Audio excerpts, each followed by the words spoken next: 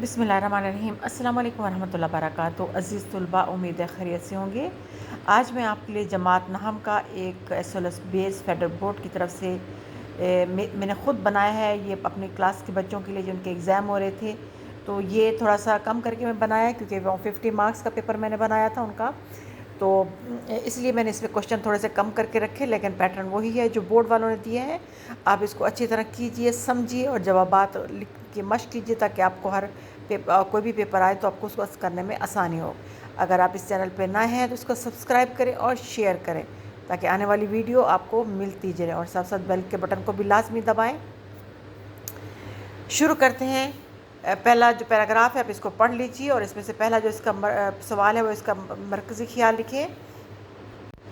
इस इबारत का मरकज़ी ख्याल ये है कि सलीम को अपने बालों से बहुत प्यार था, लेकिन उन्होंने हज़रत बी के कहने पर अपने बाल कटवा दिए, इसलिए कि उसके ख़्याल में कि जो भी बड़ा हज़रत बी कहती हैं वो उसके फ़ायदे के लिए कहती हैं। लेकिन जब वो बाल कटवाने के लिए उसने ये अपने बाल अपने भाई के सामने कटवाए तो उसके भाई को बहुत बुरा लगा और उसने हज़रत बी को कुछ बातें सुना दी। ये इसका मरकज़ी ख्याल हो जाएगा। अगला सवाल है, इस इबारत की रोशनी में सलीम के किरदार पर तबसरा करें, तो उसका जवाब मैं आपको बताती चलूँ। इसको नंबर 1 पॉइंट करके लिखेंगे। सलीम एक ताबेदार और सादतमंद बच्चा है जो बड़ों की हर बात मानता है। और नंबर 2 करके लिखेंगे कि अगर बड़ा कोई उनके सामने उसको मना करता है किसी चीज़ से तो वो जो है उस बात से रुक जाता है, और अगर उसके सामने उसके किसी प्यारे की बुराई की जाती है तो उसको भी वो बर्दाश्त कर लेता है। अगला है, इबारत का खूबसूरत उन्वान तहरीर कीजिए और इसका जवाब है। इसके 2 उन्वान हो सकते हैं, सलीम की खूबियाँ या सलीम की ताबेदारी।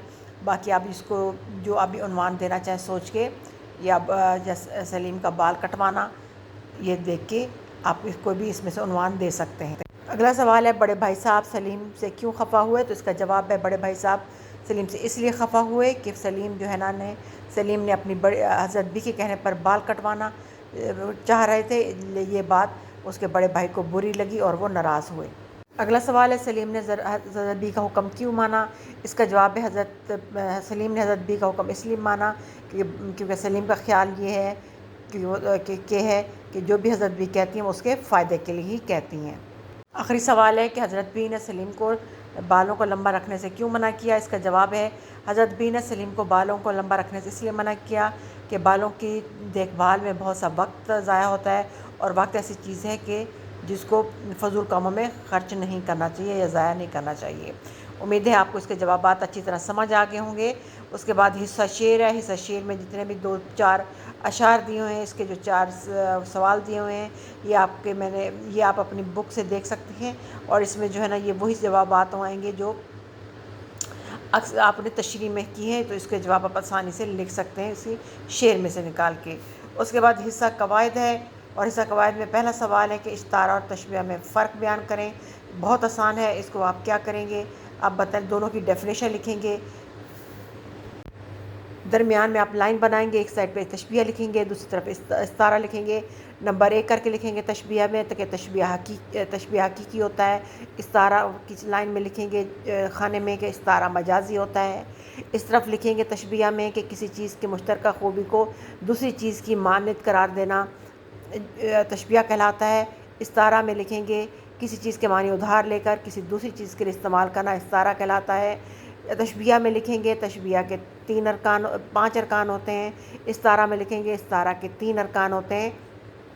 यह आपका फ़र्क आ जाएगा, और एक एक आप मिसाल दे देंगे।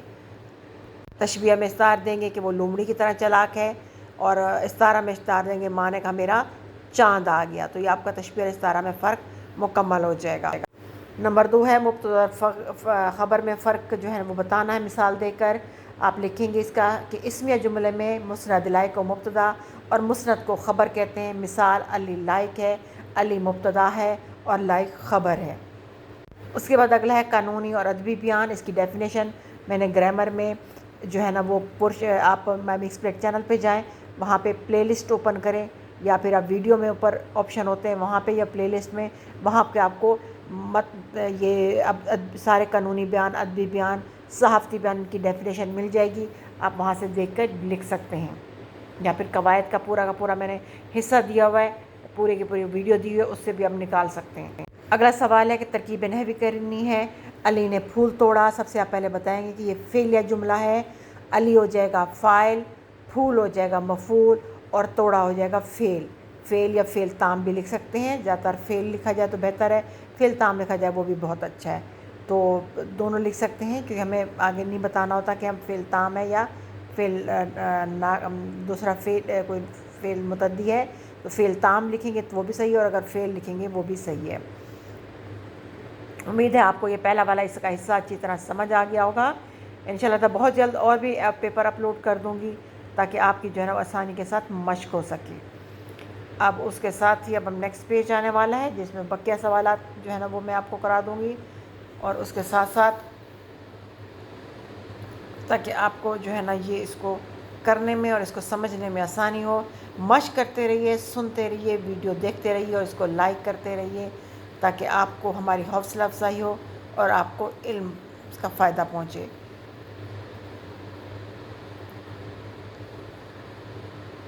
جماعت نہم فیڈرل بورڈ SLS بیس ایک ماڈل پیپر میں نے بنایا ہے، یا اس کو گیسٹ پیپر کہتے میں نے بنایا ہے۔ آپ اس سے فائدہ اٹھائیے، اس کی مشق کیجیے۔ انشاءاللہ تعالیٰ دعا ہے کہ اللہ تعالیٰ جو آپ نے پڑھا ہے اسی میں سے پیپر بن کے آئے اور آپ کو کوئی مشکل پیش نہ آئے۔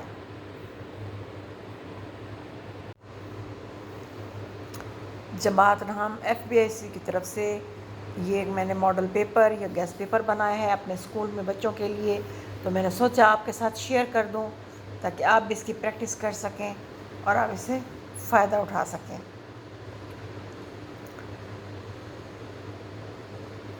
اب نیکسٹ پیج پہ آتے ہیں، اس میں ہے دیے گئے پیراگراف کی آپ تشریح کریں۔ اس کے پیراگراف کی میں آپ کو تشریح دونوں کی کرا دیتی ہوں، اور اس کے بعد جو ہے نا وہ نظم میں سے یا غزل میں سے میں نے ایک ایک اشعار دے دیا تھا بچوں کو، وہ انہوں نے وہ حل کر لیا، اور اس کے بعد آخر میں جو ہے نا اگلا سوال وہ میں آپ کو تشریح بھی کراتی ہوں۔ اس کے بعد میں نے جو لاسٹ کوشچن دیا تھا وہ اسکول میں ہونے والے کھیلوں کے مقابلوں کی رداد لکھیں، یہ بھی انشاءاللہ تعالیٰ بہت جلد اپلوڈ کر دوں گی تاکہ کھیلوں کے مقابلے کی تو آپ کو وہ بھی فائدہ ہو جائے گا۔ ٹھیک ہے، تو تشریح کرتے ہیں۔ سب سے پہلے جو دو پیراگراف دیے ہوئے ہیں، سب سے پہلے اوپر والا پیراگراف ہے، اس کی سن لیں اچھی طرح۔ پہلا جملہ ہے کئی ماہ پہلے وہ اسی طرح لرزتے ہوئے جسم کے ساتھ ٹھاکر صاحب کے گھر گھسا تھا، تو آپ اس کا آسانی کے ساتھ لکھ سکتے ہیں کہ کئی مہینے پہلے یا کچھ مہینے پہلے وہ کانپتے ہوئے، خوف زدہ ہوتے ہوئے، آپ اس کے دل میں گھبراہٹ تھی جب وہ ٹھاکر صاحب کے گھر کے اندر داخل ہوا تھا یا اس کے اندر گیا تھا۔ اس کے پاؤں اسی طرح خوف کے مارے تھر تھر کانپ رہے تھے، یعنی اس وقت بھی اس کو بہت زیادہ خوف تھا، ڈر کی تھا، جس کی وجہ سے اس کے پاؤں جو ہے نا وہ لرز رہے تھے، کانپ رہے تھے یا ہل رہے تھے، یعنی پورے جسم میں اس کو خوف محسوس ہو رہا تھا۔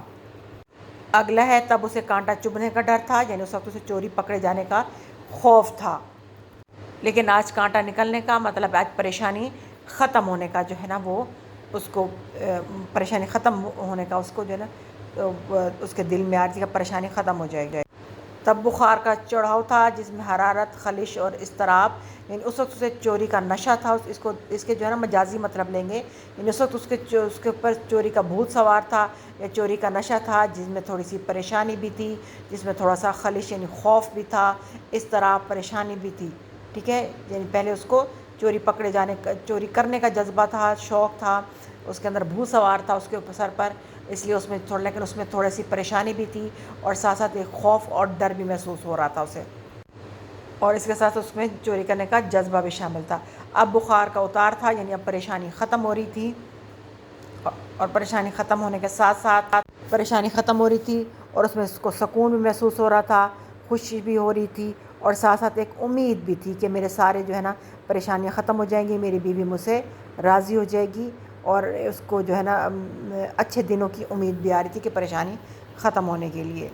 تب قدم پیچھے ہٹا تھا، یعنی چوری کر کے واپس آیا تھا، آج قدم آگے بڑھا ہے، آج آگے بڑھا یعنی اب آج قدم آگے بڑھا یعنی اب نیکی کی طرف جا رہا ہے، اب وہ اپنے آپ کو سدھارنے کے لیے آگے جا رہا ہے، اپنی غلطی کو سدھارنے کے لیے جو ہے نا وہ آگے بڑھ رہا ہے، تو یہ اس کی تشریح ہو جائے گی۔ اب جو دوسرا پیراگراف ہے اس کی تشریح میں آپ کو کرا دیتی ہوں، وہ بھی اب بہت آسان ہے۔ نمبر 2 پیراگراف ہے، اس وقت جب دعوت حق کے جواب میں چاروں طرف سے تلوار کی جھنکاریں سنائی دینے لگیں۔ آپ اس کی تشریح اس طرح کریں گے کہ جب آپ صلی اللہ علیہ وسلم نے مکہ میں لوگوں کو اسلام کی دعوت دینی شروع کی تو ہر طرف سے آپ کے دشمن پیدا ہو گئے. تلواروں کے جنکاروں مطلب ہر کوئی آپ کو لڑنے کے لیے تیار ہو گیا. سب آپ کے دشمن بن گئے. دعوت حق مطلب اسلام کی دعوت دینی شروع کی. حافظ عالم نے مسلمانوں کو دارالمان مدینہ کی طرف جانے کا حکم دیا. حافظ عالم، حافظ کہتے ہیں حفاظت کرنے والا، عالم کا مطلب دنیا، یعنی دنیا کی حفاظت کرنے والا کون ہوگا؟ اللہ تعالیٰ. یعنی دنیا کی حفاظت کرنے والے اللہ تعالیٰ نے مسلمانوں کو دارالمان یعنی امن کے گھر، امن کی جگہ مدینہ جانے کا حکم دے دیا یا مدینہ جانے کا کہہ دیا وحی کے ذریعے. لیکن خود وجود اقدس جو ان ستمگاروں کا حقیقی ہدف تھا، یعنی خود وجود آپ کی جو ذات پاک ہے، وجود کہتے ہیں ذات کو، اقدس کہتے ہیں پاک کو، یعنی آپ کو سمجھتے ہیں جو ذات پاک ہے وہ ان ستمگاروں کا، ان ظلم کرنے والوں کا حقیقی ہدف تھا. اصل نشانہ ان ظلم کرنے والوں کی، ان ظالم لوگوں کی آپ صلی اللہ علیہ وسلم کی شخصیت تھی. یعنی آپ صلی اللہ علیہ وسلم کی ذات اصل میں، حقیقت میں اصل نشانہ تھی ان کافروں کا، ان ظلم کرنے والوں کا، ان تکلیف دینے والے لوگوں کے لیے. لیکن آپ نے باقی مسلمانوں کے ساتھ جو ہجرت نہیں کی، کیونکہ آپ اللہ تعالیٰ کے حکم کا انتظار کر رہے تھے کہ کب وحی نازل ہوتی ہے اور کب مجھے بھی اللہ تعالیٰ مکہ سے مدینہ جانے کا حکم دیتا ہے. یہ آپ کی تشریح ہو جائے گی. چاہے تو اس کو ایک جملے اور بھی کر لیں کچھ، ورنہ یہ بیسٹ تشریح ہے اس سے. اور اس کے بعد آگے سوالات جو ہیں وہ میں آپ کو ایکسپلین کر چکی ہوں. اللہ تعالیٰ ان شاء اللہ تعالیٰ بہت جلد نیکسٹ ماڈل پیپر یا گیسٹ پیپر کے ساتھ جو میں نے بنائے ہیں حاضر ہوں گی. السلام علیکم ورحمۃ اللہ وبرکاتہ. پیپر کو زوم کر کے اسکرین شاٹ لیجیے، زوم